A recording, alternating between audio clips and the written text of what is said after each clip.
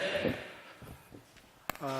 성광교회 주의 이름으로 무난하고 좋은 교회에서 함께 말씀을 나누게 된 것이 얼마나 큰 은혜인지 모르겠습니다. 예배를 들어오기 전에 예배 순서를 담당하신 분들과 우리 최종환 목사님 함께 밑에서 말씀을 나누면서 무슨 말씀을 들었냐면 우리 성광교회가 올해가 60주년이 된다라는 말씀, 그리고 교회의 구성이 어떻게 된다라는 말씀, 이런 걸 듣고 나니까 굉장히 저희 교회랑 비슷하다라는 생각을 좀 했습니다. 왜냐하면 똑같이 이북노회입니다. 저희도 평북노회, 여기는 평양노회인데 이들 평양남노회, 이 말씀 들었고, 또 북에서 내려오신 신앙의 생명처럼 신앙을 여기시던 어른들로부터 출발되어져서 세대를 이어서 다양한 신앙의 스펙트럼이 다 나타나는 교회다. 저희 교회도 실은 비슷합니다. 이런 시대구나 생각을 하고 참 감사하게 생각했습니다. 우리 최종환 목사님은 제가 가까이서 뵌 적은 없는 것 같아요. 그냥 모임 안에서 저기 우리 최 목사님 오시는구나, 그냥 이 정도만 뵙다가 오늘 또 가까이서 말씀을 처음 들었는데 풍채도 그러시고 말씀도 좋으시고 또 성격도 굉장히 참 좋으시다라는 느낌을 들었고 참 좋은 것 같습니다. 제가 느낀 첫 인상 또 하나, 가브리엘 진짜 잘하네요. 잘하셨습니다. 우리가 하나님의 일을 한다는 것, 특별히 하나님께서 우리 한 사람 한 사람을 하나님의 백성으로 구별하여 주신다는 것, 또 사명을 맡겨 주신다는 것 생각해 보면 이 모든 것들이 다 하나님의 은혜고 내게 임하신 놀라운 역사가 있습니다.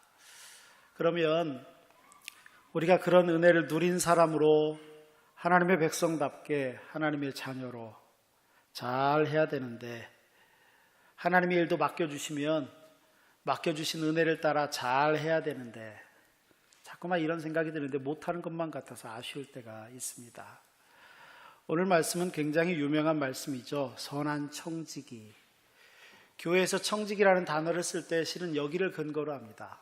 그렇게 청지기라는 말을 우리 교회에 들려주었던 복된 말씀을 통해서 오늘 용산연합재직회 순회 혼신예배와 또 이 자리에 우리 성광교회 성도들과 함께 은혜를 선한 청지기 같이라는 제목으로 나누려고 합니다. 우리가 잘 아는 여성학자 중에 퀴리 부인이 있습니다. 여성으로서 노벨 물리학상, 노벨 화학상을 받았으니까 굉장한 인물인 것은 틀림없습니다. 이분이 원래는 폴란드 사람입니다. 폴란드 태생이었는데 프랑스 학자로 알려지게 되었습니다. 젊은 시절 얼마나 가난했는지 모릅니다. 정말 가난했습니다. 정말. 늘 마음 가운데 생각하기를 한 가지를 생각했습니다. 내가 우리 조국 폴란드를 위해서, 또 하나님께서 가난한 사람들에게 봉사하는 길이 무엇인지를 말씀해 주시는데 이것을 잘 감당하기 위해서는 무엇을 밖에 없느냐? 나는 공부하는 것밖에 없다, 이렇게 생각을 했습니다. 정말 열심히 공부했습니다. 그가 20살이 되던 해에 그녀는 자기가 번 돈을 가지고 어디로 가게 되냐면 프랑스 파리로 가게 됩니다. 그래서 파리에서 공부를 합니다. 공부를 하는데 얼마나 어려웠는지 몰라요. 겨울이면 온기는 하나도 없는 집에서 굶어가면서 공부를 합니다. 그렇게 10년을 가난하고 순진했던 이 여성은 10년 뒤에 아주 전 세계에 놀랄만한 업적을 발표하게 됩니다. 남편이었던 피에르 퀴리와 함께 당시 학계에서는 불가능이라고 여겨주었던 한 원소를 만들어내고 발견해내게 됩니다. 이게 뭐냐면 라듐이라는 원소입니다. 당시 이 라듐이 발견됨으로 말미암아 혁신적인 공헌으로 수많은 암 환자들에게 희망이 생기기 시작했습니다. 암 치료의 길이 열리게 된 겁니다.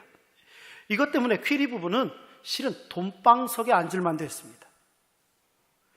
이 독창적인 이 저작권 요것만 가지고 있어도 어마어마한 특허권을 가지고 생활할 수 있었는데 사람들이 그 특허권을 제가 관리할 수만 있게 해주면 당신 부부 정말 어마어마한 부부로 제가 만들어 드리겠습니다.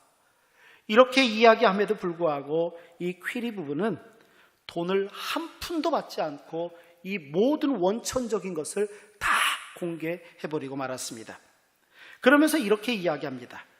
어떻게 그럴 수 있습니까? 그것은 과학정신의 위배가 됩니다. 이것은 질병의 치유를 위해서 쓰여지는 것인데 환자의 처지를 통해서 내가 돈벌이를 할 수는 없습니다. 절대 그래서는 안 됩니다. 이렇게 위대한 과학자였고 날마다 주님 닮아가려고 노력했던 참 신앙인이었던 퀴리 부인의 이야기입니다. 억만의 부, 세상의 영화보다도 인류 봉사를 위하여, 믿음 생활 잘하기 위하여, 인류에 봉사하기 위하여 이런 정직한 것을 생활 신조로 삼고 신앙생활의 신조로 삼았던 참으로 귀감이 되는 신앙의 선배입니다. 우리는 오늘 이 자리에 앉아 계신 모든 분들은 다 봉사의 직분을 따라서 이 자리에 모였습니다. 용산연합 재직회 얼마나 귀한지 모릅니다. 제가 용산연합 재직회 설교를 벌써 여러 차례 한 것 같은데 할 때마다 야, 이 귀한 분들이 계셔서 용산 안에 그래도 교회들이 일치를 이루어가고 하나님의 역사를 감당해 나가고 있고, 그래도 3년 전인가요? 서울시에서 복음화율 1위가 용산이었었거든요. 이런 역사가 나타나는 것은 그래도 헌신하는 이분들이 있어서. 제가 성광교회는 잘 알지 못하지만 그럼에도 불구하고 60년의 역사 가운데 교회가 이렇게 번듯하게 교회로서의 역할을 감당한다는 것은 누군가 보이지 않는 곳에서 희생하는 분들이 있다는 겁니다. 말씀을 따라 사시는 분들이 계시는 거고 그 헌신과 수고, 이것이 이 일을 만들어내는 겁니다. 보우스라는 분이 그런 말을 합니다. 봉사는 그 자체로 작지도 않고 크지도 않다. 그것이 지구를 채울만 하여도 그것이 자기 뜻을 구하는 거라면 작은 것이지만 하나님의 뜻을 쫓는다면 그것은 큰 것이다. 그렇게 보면 오늘 이 자리에 봉사하는 모든 분들은 아주 하나님의 뜻에 따라 크신 분들인 것 같습니다. 크신 분들. 봉사하는 사람의 업적이 아무리 크게 이뤄도 그 정신이 건전하지 못하다면 그 봉사는 아무것도 아니라는 것입니다. 봉사를 할 때 순수하게 자기만이 아니라 자신만을 드러내려고 한다는 것이 아니라 더더욱 다른 사람을 드러내고 교회를 드러내고 많은 이들 앞에 귀감이 되는 것, 더욱 그렇다는 것입니다. 오늘 본문 말씀은 어떠한 마음으로 어떤 자세로 봉사하는 것이 과연 귀한 것인가, 그것에 대해서 말씀하고 있습니다. 오늘 본문에서 유독히 살펴보기에 이렇게 쭉 주목이 되는 단어가 한 가지 있다면 서로라는 단어입니다. 서로. 8절에도 나오고 9절에도 나오고 10절에도 나옵니다. 서로입니다. 서로. 이 단어와 연결하여 참된 봉사의 원리를 세 가지만 살펴보려고 합니다. 신약 성경에 보면 예수님의 육성이 몇 가지 등장합니다. 아람어 육성 이렇게 이야기하죠. 아마 제가 말씀드리면 기억납니다 이렇게 말씀하실 것 같습니다. 예를 들면 우리 주님의 육성이 그냥 남아있는 것, 에바다. 뭐죠? 열린다는 뜻이잖아요. 열려라. 달리타 쿰, 뭐죠? 소녀야, 일어나라. 근데 그거 못지않게요, 우리가 잘 알고 있는 예수님 당시의 단어가 한 가지 있습니다. 그게 뭐냐면 마라나타라는 말입니다. 마라나타는 뭐냐면 주님 어서 오시옵소서 이겁니다. 이거는 예수님 당시의 교회, 초대교회에 그들의 교회로서 신앙인으로서의 정체성이 아주 뚜렷하게 드러나는 장면이 바로 이 마라나타라는 말입니다. 당시 초대교회 성도들에게 신앙생활을 한다는 것은 목숨을 걸어야만 하는 경우도 참으로 많았습니다. 특별히 베드로서는 그런 예들이 얼마나 많이 나오는지 모릅니다.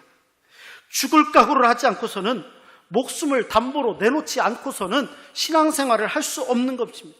그때 당시는 그랬다라는 것입니다. 초대교회 성도들도 마찬가지입니다. 고난이 자꾸 다가오니까 배교하는 사람들이 생기기 시작하고 두려움에 떨기 시작을 하고 교회 출석하던 사람들이 하나 둘 교회에서 떠나가기 시작했습니다.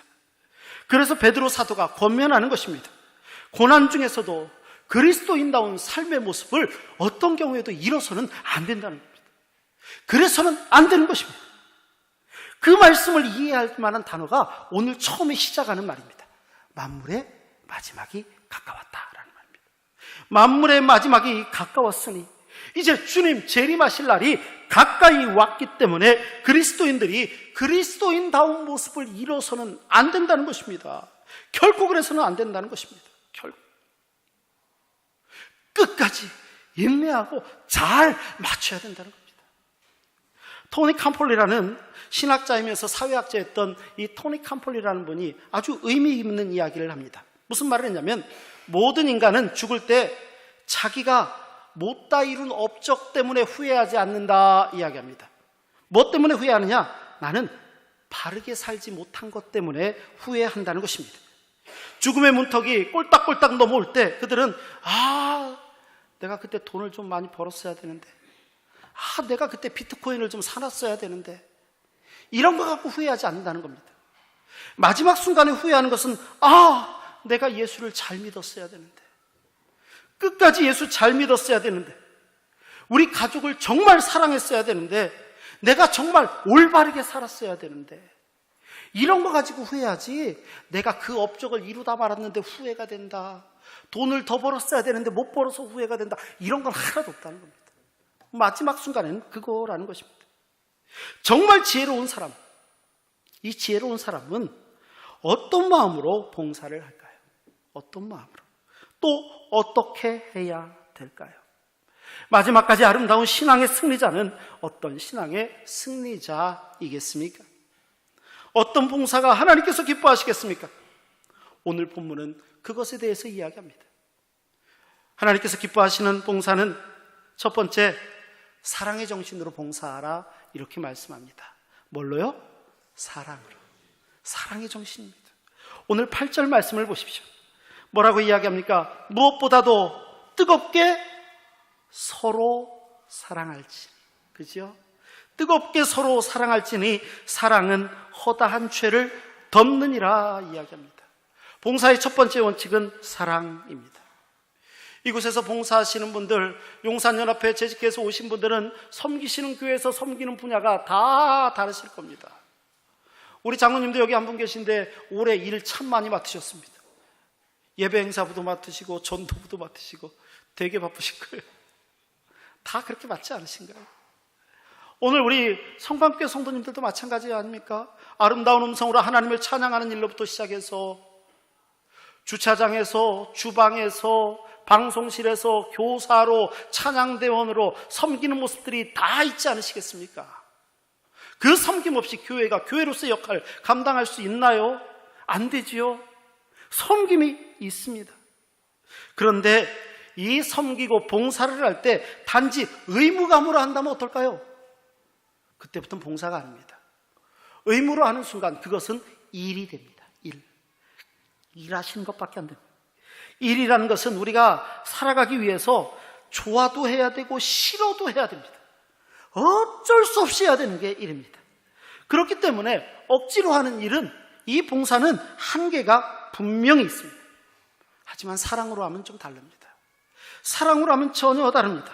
시간을 투자하는데 전혀 인색하지 않습니다. 내가 사랑으로 가브리엘 찬양대에 봉사를 하면 아무리 연습을 많이 해도 아깝지가 않습니다. 예배를 위해서 봉사하면 아무리 일찍 나와서 청소하고 사람들을 안내해도 전혀 그 시간이 후회가 되지 않습니다. 사랑으로 용산을 섬기겠다고 마음먹었으면 한 달에 한 번씩, 두 달에 한 번씩 용산연합 재직회에 나가서 예배 드리는 게 지겹지가 않습니다. 사랑으로 하면 그렇다는 겁니다. 그런데 이 사랑이 그냥 생겨납니까? 생기질 않는다는 데 문제가 있습니다. 그러면 어떻게 하면 생겨납니까? 요한복음 13장 34절 말씀을 보면 우리 주님 이렇게 말씀하십니다. 내가 너희를 사랑한 것 같이 너희도 서로 사랑하라 라는 것입니다. 이 말씀에는 순서가 있습니다. 먼저 주님이 우리를 사랑한 것 같이입니다. 우리가 먼저 주님으로부터, 하나님으로부터 사랑을 받은 존재, 사랑을 받은 존재이기 때문에 그 사랑받았던 것처럼 어떻게 하라고요? 너희도 서로 사랑하라는 겁니다. 순서가 거기에 있습니다. 내가 하나님께로 받은 은혜가 있습니다. 이 은혜를 따라서 서로 사랑할 때, 하나님의 사랑을 우리가 경험할 때 우리도 그 사랑 때문에 다른 사람을 사랑으로 섬길 수 있는 겁니다. 내가 봉사하는 것, 섬기는 것, 이 모든 것이 일이 아니라 하나님의 은혜가 되는 겁니다. 얼마나 감사한지요. 그러면 얼마나 사랑해야 되겠습니까? 얼마나. 오늘 8절 말씀 참 재밌습니다. 뜨겁게 사랑하라는 겁니다. 뜨겁게 사랑하라. 어떤 시인이 그런 말 했다고 그러죠. 꺼져가는 연탄재 발로 차지 마라. 너희는 저 연탄처럼 뜨거워봤던 적이 있느냐, 뭐 이랬다는데, 우리가 뜨겁게 사랑했던 적은 얼마나 있는지 모르겠습니다. 뜨겁게 사랑할 때, 정신없이 사랑할 때, 그때는 추운지도 모릅니다. 더운지도 모릅니다. 정신이 없습니다. 너무 좋습니다.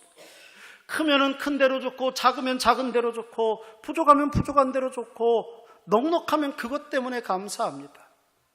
다른 거하고 비교를 하지 않습니다. 사랑하면 그렇게 됩니다. 저희 교회에서는 이 이름을 얘기 안 했는데 여기서 이름을 얘기해도 될 것 같네. 요즘 텔레비전에 전현무라는 남자 아나운서와 여자 모델은 이름을 잘 모르겠습니다. 한시로 시작하던데, 키 큰 여자 모델하고 사랑을 시작했대요. 근데 제가 그 TV 프로그램을 봤어요. 재밌는 게 뭐냐면, 이들이 한 텔레비전 방송에서 계속 뭐 지들 혼자 산다는 얘기로 막 이야기를 하다가 이렇게 저렇게 하다가 서로 사랑하는 사이가 됐어요. 근데 재밌는 건 뭐냐면, 이들이 그 전에 방송에서 무슨 말들을 계속했냐면, 이게 왜 특이하냐면요, 남자 전현무 씨가 키가 작아요. 여자 모델은 키가 크고 늘씬하고 예쁘게 생겼어요. 근데 남자 전현무 씨는 뭐라고 얘기했냐면, 평소에 나는 나보다 키 큰 여자는 관심 없어 그랬었어요. 계속. 똑같이 이 여자 모델 이분은 뭐라고 했냐면, 나보다 키 작은 남자는 쳐다도 안 본다 그랬어요. 근데 서로 사랑하게 됐잖아요. 그래서 짓궂게 다른 동료들이 그걸 질문을 했어요. 당신들 옛날에 여자는 키 작은 남자 안 본다 그러고 남자는 키 큰 여자 안 쳐다본다 그랬는데 왜 둘이 사랑하게 됐느냐, 막 약 올리면서 웃으면서 막 이야기를 하니까 저는 거기서 약간 충격적인 말을 받았어요. 그러면서 뭐라고 했냐면, 눈높이를 낮췄나 봐요 이랬어요. 눈높이를 낮췄나 봐요. 눈높이를 낮추니까 키 큰 여자가 키 작은 남자 만났다 뭐 이런 걸 질문한 것 같아요. 근데 그 키 큰 모델 여자분이 뭐라고 말씀을 했냐면, 이렇게 내가 눈높이를 낮췄으면 이렇게 멋진 남자를 만났겠어요? 이렇게 하는 거예요. 세상에, 옛날에 키 작아서 쳐다도 안 본다는 사람이 이렇게 멋진 남자, 내 눈높이가 그래도 있으니까 이런 사람 만났죠, 이렇게 얘기하더라니까요. 아마 보신 분들은 지금 고개 끄덕거리시는 분들이에요. 사랑하면, 옛날에는 그게 단점이었거든요. 장애였거든요. 근데 그게 그 사람을 선택하는 이유가 돼요. 사랑하면. 우리가 주의 일을 봉사하고 하나님의 교회를 세워나가고 하나님께서 맡겨주신 사명을 감당할 때 사랑하면 어떤 장애도 어려움도 극복이 되는데, 사랑하지 않고 일에 머물러 있으면 안 되더라는 거예요. 교회 안에서 거룩하고 선한 의미로 일을 치는 사람들은요, 사랑으로 일하는 사람들이에요. 어쩔 수 없이 교회가 또 시켰어 이번에 나 이거 이게 아니라, 나같이 부족한 사람에게도 이런 은혜를 주시고 이런 기회를 주신 거 감사하는 사람이 그게 좋아요. 실은 제가 지금 신흥교회 담임 목사로 온 지가 이제 딱 7년이 됐습니다. 7년 동안 저희 교회에 참 귀한 분들이 많아요. 귀한 분들이 많은데 가만히 살펴보면서 느낀 게 그거예요. 정말 사랑하는 마음으로 겸손하게 일하시는 분들이 교회예요. 교회는 어떤 공동체, 믿음의 공동체든지 다 그런 것 같습니다. 다 사랑으로 일하는 게 중요합니다. 사랑으로 일하는 것. 이 사랑은 모든 걸 극복해낼 수 있습니다. 영국의 선교사, 중국에 관한 한 이 대단한 허드슨 테일러라는 선교사님이 계세요. 중국으로 선교사로 나가는 사람들을 다 면접을 하게 되는데, 면접 오는 사람들마다 중국 선교를 가겠다니까 그때 당시에 물어봐요. 왜 자원하게 되었느냐? 한 사람 한 사람 다 대답을 합니다. 어떤 사람은 이렇게 대답해요. 저는 예수께서 전 세계에 복음을 전하라고 말씀하셨는데 그 복음 전하려고 가려고 합니다. 이렇게 말하는 사람이 있는가 하면, 어떤 사람은 이렇게 얘기해요. 수백만의 사람들이 예수님을 몰라서 타락하고 있는데 그들을 구원해내야 되지 않겠습니까? 제가 가서 그 일을 하겠습니다. 이렇게 하면서 면접을 하더라는 거예요. 허드슨 테일러가 다 듣더니 마지막에 그 길을 향하여 가는 사람들에게 마지막 당부를 하겠습니다 하면서 이렇게 대답을 합니다. 무슨 말을 하냐면, 그 동기 참 좋네요. 그런데 아무리 하나님의 일을 해도 시험이 오고 시련이 오고 가진 고생이 오고 생명의 위협이 당한다 할지라도 당신들이 지금 가려고 하는 그 동기가 당신들을 구해줄 수는 없습니다. 그 마음을 먹었던 이유 때문에 당신들이 이 모든 것들을 극복할 수는 없습니다. 그런데 단 한 가지 동기만 있다면 모든 시련에서 여러분들을 건져내실 것입니다. 그것은 그리스도의 사랑입니다. 그리스도의 사랑입니다. 그 사랑을 힘입은 사람들, 그 은혜를 누린 사람들, 그 은혜 안에 거하는 사람들이 하나님의 일을 하게 되는 것이고, 이게 봉사의 첫 번째 가장 큰 원동력이 된다는 겁니다. 오늘 성경 두 번째 이야기합니다. 봉사를 할 때 원망 없이 하라, 불평 없이 해라, 대접하는데 서로 봉사해라, 이렇게 말씀합니다. 9절 말씀 같이 읽어볼까요? 9절 말씀을 한번 읽겠습니다. 시작. 서로 대접하기를 원망 없이 해라. 원망 없이 하고. 서로 대접하라는 겁니다. 대접이 뭡니까? 주인이, 손님이 오면 대접. 저도 오니까 어떤 분이 얼른 녹차 갖다 드릴까요? 녹차를 딱 주셔서 입이 마르지 않게 탁 먹고 올라왔습니다. 이런 게 대접입니다. 대접. 서로를 우대하고 봉사하는 원리를 구체적으로 자세로 이야기하는데, 이 대접을 하는데 어떻게 해야 되느냐? 원망 없이 해라 라는 말입니다. 원망 없이. 불평하지 말라, 인색함 없이 해라, 남의 단점과 결점에 대해서 수군거리고 비판하고 원망하는 마음을 버려라, 인색함 없이 대접하라, 억지로 하는 것이 아니라 진정 기쁜 마음으로 해라, 오늘 성경의 가르침입니다. 그래서 어떤 분이 우스갯소리로 그런 말 합니다. 마귀가 좋아하는 세 가지: 항상 비판하라, 쉬지 말고 헐뜯어라, 범사에 불평하라. 마귀가 이걸 제일 좋아한다는 겁니다. 생각해보니까 누군가 만들어낸 말일 건데 꽤 그럴싸하게 만들어놨습니다. 정말 그럴 것 같습니다. 교회 안에서 이런 일들이 발생하면 어떨까요? 너무 안타깝죠. 너무 그래요. 불평가 없는 이 봉사를 해야 돼요. 저는 이 동네에서 굉장히 오래 살았습니다. 용산구에 온 지는 7년이지만 그 전에 동작구에 살았는데 한강대교 건너자마자 왼쪽에 있는 노량진교회를 다녔습니다. 제가 거기 부목사로 있었습니다. 그러니까 거기 살았습니다. 그러니까 장 보러 가면 어디로 갈까요? 용산역 이마트를 갑니다. 이마트, 이사와도 롯데마트 아니면 이마트입니다. 둘 중에 하나로 제가 장을 보러 갑니다. 그런데 제가 장을 보러 가면 제 처하고 실갱이 아닌 실갱이를 해요. 저희 집엔 좀 꽤 상당히 늦게 난 딸내미가 하나 있습니다. 올해 3학년이 됐습니다. 초등학교. 근데 얘랑 가면 문제가 생깁니다. 장을 보러 가면. 이마트 가면 얼마나 유혹하는 게 많습니까?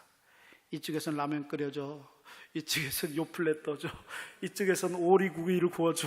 그러면 얘가 우르르 뛰어가서 그걸 먹는 겁니다. 어른들은 잘 안 먹어도. 근데 저는 뭘 주고 먹어보라 그러면 먹고 나면 그냥 삽니다. 그냥 카트에 딱 집어넣어요. 왜냐하면 미안해서. 그래서도 그렇게 하시나 봐요. 저 같은 사람 때문에. 근데 저는 정말 이렇게 갖다 넣어요. 왜냐하면 그분들 계속 써서 뜨거운데 라면 끓여주죠, 뭐 음료수 따라주죠, 냉면 이렇게 풀어주죠, 막 하는데 그거 먹고 어떻게 입을 싹 씻습니까? 탁 넣으면 제 차는 왜 그걸 또 빼요? 저는 넣고 이거 갖고 이제 쓱 막 이래요. 근데 애는 막 뛰어서 막 먹기 시작하면 한참 먹어요. 그러면 그거 진짜 사줘야 돼요. 너무 많이 먹어요. 그래서 걔를 잘 안 데리고 들어갑니다. 제가 밖에서 놀아라, 여기서 놀아라, 그렇게 많이 하게 돼요. 한 번은 제가 아침 일찍 교회 일로 어디를 가야 되는데 그 전날 사놔야 될 것을 못 샀어요. 제가 못 샀어요. 그래가지고 옛날에 용산구 쪽 앞에 저 큰 길 한강대로 있잖아요. 쭉 지나가다가 길가에 있는 어떤 가게에 들어갔어요. 그 물건이 있을 걸 기대를 하고. 아침 일찍이죠. 근데 길가에 있는 그 집에 딱 들어갔는데 제가 원하는 스타일의 상품이 거기에 없었습니다. 그래서 제가 사가지고 나왔을까요? 그냥 나왔을까요? 아니요, 그냥 나왔습니다. 제 거면 사는데 교회 거였거든요. 그러니까 함부로 아무거나 살 수가 없는 거예요.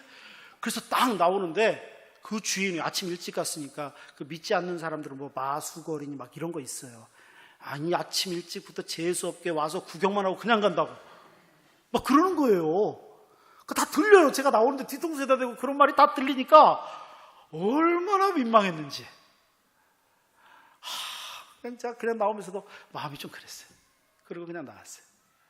그러면서 그런 생각을 했어요. 내가 저 집 다시는 가나 봐라. 그 생각 안 하셨겠어요? 하죠. 뭐 자기 입으로 뭐 소금을 뿌려야 되는 뭐 별소리를 다 하는데, 아무리 아침 문 열자마자 제가 간 첫 손님이지만 미안하긴 했습니다. 못 사고 나온 게. 그러니까 안 믿는 사람들은 그런 게 있나 봐요. 뭐 재수가 없으면 뭐 어떻다 아마 그런 얘기인 것 같아요. 저는 그때는 이해 못했는데 가서 이야기하니까 그때 교회 권사님이 안 믿는 사람들은 그런 거 있어요 하고 막 얘기를 해주더라고요. 아, 그래서 내가 다시는 거기 안 쳐다봤습니다. 근데 개발되면서 없어졌습니다. 없어지긴 했는데 그 큰 길 개발되면서 없어지긴 했어요, 그 가게가. 근데 그런 생각을 해봤습니다. 우리가 교회나 또 예를 들면 용산연합재직회나 이런 데서 봉사를 할 때도 비슷하지 않을까? 뭔가를 열심히 했습니다. 정말 열심히 했습니다. 근데 돌아서서 불평하고 짜증내고, 에이 정말, 만약에 이랬다면 굉장히 이상하지 않을까요? 시작은 잘한 것 같아요. 시작은 잘한 것 같아요. 근데 마지막에 꼭 불평불만으로 끝나는 사람들이 있습니다. 희한하죠? 어느 교회고 있어요. 왜 웃으세요? 있다니까요. 근데 그건 아닌 것 같아요. 그렇게 봉사하는 거는 정말 아닌 것 같습니다. 그런 사람들은요, 꼭 따지기도 좋아합니다. 나는 이렇게 했는데 왜 저 사람은 저만큼밖에 안 해? 항상 이런 거 갖고 얘기합니다. 참 그래요. 물론 다 같이 일할 때 함께 하면 좋은데 그때만은 빠져나가는 것이 덕스럽지 않음에도 불구하고 그 이유 때문에 다른 사람을 원망하고 비난하고 비판하기 시작한다면, 허물을 덮어줘야 되는 것이 당연한 것인데 그러지 못하다면, 불평한다고 불평하면서 떠나는 손님 뒤통수에 대다고 욕하는 거하고 뭐가 다르겠냐는 거예요. 좀 비슷하다고 생각했습니다. 만약에 성광교회 성도들이 그런 모습들이 믿지 않는 사람들에게 보인다면, 믿지 않는 사람들이 성광교회를, 저 교회 십자가를 볼 때마다 마음이 평안해서 한번 가보고 싶은 교회로 느낄까요? 아니면 아이고 저기 똑같아 이렇게 말씀하실까요? 우리가 섬기는 교회에서 봉사하는 모든 모습들이 과연 어떠해야 될까요? 제가 참 존경하는 어른 목사님 중에 그 노량진 교회 원로 목사님이신 리민식 목사님이 계세요. 리민식 목사님은 지금도 자주 전화 올리고 목사님도 저한테 전화 주시고 이렇게 하는데, 리민식 목사님 명언이 하나 있습니다. 명언. 그러니까 스스로 당신 자신을 향하여, 그 교회를 향하여 이렇게 말씀하셔서 풍자적으로 그런 말씀을 하세요. 아이고, 저 교인들은 참 사랑이 넘쳐 지들끼리만. 그러지 말라는 거예요, 실은. 그러지 말라는 말씀 가운데 그렇게 풍자적으로 말씀하세요. 지들끼리만 사랑해, 이게 되셔서는 안 되는 거잖아요. 우리 그리스도인은 적어도 우리가 다른 사람을 향하여 그래야 되지 않겠습니까? 그렇게 할 때 하나님께서 은혜를 주시지 않을까요? 봉사를 하면서 원망을 듣는 것보다 그 원망을 듣게 되는 근본적인 이유는 내가 해놓은 봉사가 있는데 이 봉사를 인정받고 싶다, 칭찬받고 싶다는 이 욕구 때문에 그렇다는 겁니다. 욕구 때문에 그렇다. 근데 그래서는 안 되는 겁니다. 왜요? 우리의 은혜를 주신 우리 주님이 그러지 않으셨거든요. 너무 유명한 말씀이죠. 마가복음 10장 45절 우리 주님이 친히 말씀하십니다. 인자가 온 것은 섬김을 받으려 함이 아니라 도리어 섬기려 하고 자기 목숨을 많은 사람의 대속물로 주려 함이었다. 우리 주님 말씀 아닙니까? 우리 주님이 그러하셨는데 우리가 섬기려고 하는 데 집중하는 거야. 섬김을 받고 내가 일한 것 때문에 인정받고 싶고 여기에만 머물러 있는다면 과연 그것이 하나님께서 기뻐하시는 믿음의 모습이겠는가 하는 것입니다.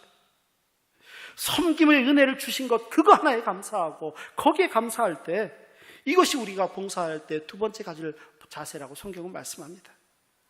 세 번째 중요한 말씀입니다. 우리는 봉사를 할 때 하나님이 주신 은사대로 해야 됩니다. 이건 중요한 말씀이니까 같이 읽어볼까요? 10절 11절 10절 11절 함께 읽겠습니다. 각각 은사를 받은 대로 하나님의 여러 가지 은혜를 맡은 선한 청지기 같이 서로 봉사하라. 만일 누가 말하려면 하나님의 말씀을 하는 것 같이 하고 누가 봉사하려면 하나님이 공급하시는 힘으로 하는 것 같이 하라. 아멘. 하나님께서 우리 한 사람 한 사람을 구원하시고 은혜를 주시고 사명을 맡겨주실 때는 분명하게 우리에게 적절한 은사를 따라 맡겨주신다는 것입니다. 담임 목사님이 장로님들과 함께 고민하면서 어떤 분들이 어떤 사역을 감당하기를 원하시는 고민하고 기도하시는 마음으로 맡겨주신다는 겁니다. 그러면 이때 감당해야 되는 것은 아멘으로 순종하며 나아가는 것입니다. 어떤 사람은 가르침의 은사를 줍니다. 잘 가르치시거든요. 어떤 분은 섬기는 데는 기가 막힙니다. 어떤 분들은 지도하는 데는 기가 막힙니다. 어떤 분들은 리더십이 기가 막히고요. 어떤 분은 뒤에서 돕는데 그분을 따라올 사람이 없습니다. 각각의 모습들이 다 있다는 것입니다. 그렇게 맡겨주셨으면 이 일을 맡겨주신 이것들을 교회의 유익을 따라 내가 속한 공동체의 유익을 따라 그것을 따라 힘있게 감당해야 된다는 것입니다. 우리에게 주신 은사를 따라 사는 것입니다. 은사를 따라. 오늘 말씀 뭐라고 합니까? 은사를 받은 그대로 하나님 앞에서 선한 일을 맡은 것처럼 그렇게 청지기같이 봉사해야 되는데 말할 때 하나님 말씀하시는 것처럼 그렇게 하고 봉사할 때 하나님이 공급하시는 그 힘으로 하는 것 같이 해라. 그렇게 해야 된다는 겁니다. 그렇게. 봉사는 내 힘과 내 능력이 아닙니다. 하나님께서 주신 은혜와 능력입니다. 그렇기 때문에 반대로 우리가 교회 안에서 어떤 일을 맡았든지 결코 자랑해서는 안 된다는 겁니다. 이 일을 주관하시고 주신 이는 하나님이시기 때문에 그렇습니다. 어떤 경우에도 우리가 드러나서는 안 되는 겁니다. 교회는 좀 그럴 필요가 있습니다. 근데 우리가 아니라 교회가, 공동체가, 우리 안에 역사하시는 성령님이, 우리 주님이 드러나야 됩니다. 이 봉사의 자세가 중요합니다. 이제 말씀을 마치겠습니다. 크레머라는 신학자가 그런 말을 합니다. 교회의 본질은 봉사에 있다. 자신의 은사를 활용해서 열심히 봉사하고 섬기는 것이 교회를 세우는 힘이고 신앙생활의 본질이다. 이렇게 말씀합니다. 그렇기 때문에 우리는 봉사해야 됩니다. 하지만 봉사의 근원인 사랑으로 무장해야 됩니다. 사랑이 없으면 안 됩니다. 이 사랑의 원동력을 가지고 봉사해야 됩니다. 원망과 불평 결코 있을 수 없습니다. 하나님이 주시고 하나님이 맡겨주신 일인데 하나님이 주신 은사를 따라 그분이 공급하여 주시는 힘으로 봉사할 때 하나님께서는 하나님의 역사를 이루어 가십니다. 그래서 모든 봉사의 최종 목적, 모든 봉사의 최종 목적, 이것은 하나님의 영광입니다. 잊지 마십시오. 하나님의 영광을 위하여 날마다 해서 수고하는 우리 용산연합재직회 그리고 우리 성광교회 믿음의 권속들 한 분 한 분 다 되시기를 바랍니다. 기도하겠습니다. 거룩하신 하나님, 하나님께서 세우신 복된 믿음의 자녀들이 한자리에 모여 예배를 드립니다. 예배하는 이들 가운데 은혜 내려주시고 하늘의 능력으로 붙잡아 주시고 섬기고 사역하는 모든 곳에 하나님의 영광이 드러날 수 있도록 주님 인도하여 주옵소서. 감사합니다. 예수 그리스도의 이름으로 기도하옵나이다. 아멘.